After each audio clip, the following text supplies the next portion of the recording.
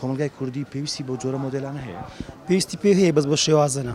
کام شێواز؟ شێوازی ڕێک و پێک بی، ینی خەڵک تەماشاکە ئیسفادەی لێ بکاتن، نەک بە شێوازێک بەس بۆ خۆ عەرزکردن بیتن. خەڵک چۆن ئیسفادە لە مۆدێلەکان دەکات؟ بە شێوازێک بیتن کە بە ڕێک و پێک بن. ڕێک و پێک مەسەن جسمی خۆی بە دیار نێخی، ینی ئێستا ڕکلامەکان هەم دەکات بەس لەوە جسمی خۆتی بۆ شتانێ. ینی ئەوەندەی لە غەمی ڕیکلامکردنە بۆ لە شولاری خۆی ئەوەندە لە غەمی ڕیکلامکردنیە بۆ بابەتێکە دیکە. لەوە پارەکەی هەمووی پارەکەی دەوێت زیاد دووەگرتن و جسمی خۆڕێک دێخی لە بۆی و ئەو مۆزوعەکەی. پارەکەی زیاد وەرگرت. طبعاً. باشە دەڵێن مۆدێل هەیە یاخود بەناو مۆدێل با ئێمە با لەسەر هەردوو لایەنەکە قسە بکەین. بووە بە خاوەنی سیارەیەکی 27 دەفتەر دۆلاری لە ماوەیەکی زۆر کەمدا بەکاری ڕیکلام ئەو پارەیە دەستەبەر دەکرێت؟ نەخێت طبعاً.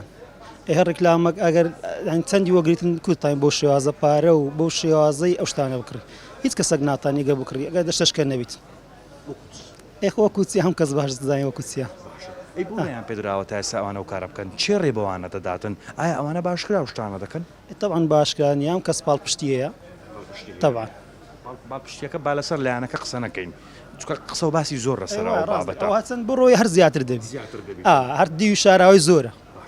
باسی کاریگەریەکانی ئەو مۆدلانە بکەین لەسەر ئاداب و تەقالیدی کۆمەلگای کوردی. تێشی کچیە 40 ساڵ و 5 ساڵ هەمووی دەوێ حڕ بیتن بۆ چیوان تەماشاوان دەکاتن، ئەوانەت بە کەیف خۆیان دێ و دەڕۆن و سیارە و ئاخر مۆدیل و کاومەت ئەمڕاقیە دەچن و ئەوانش هەموو لەگەوان تێک دەچن.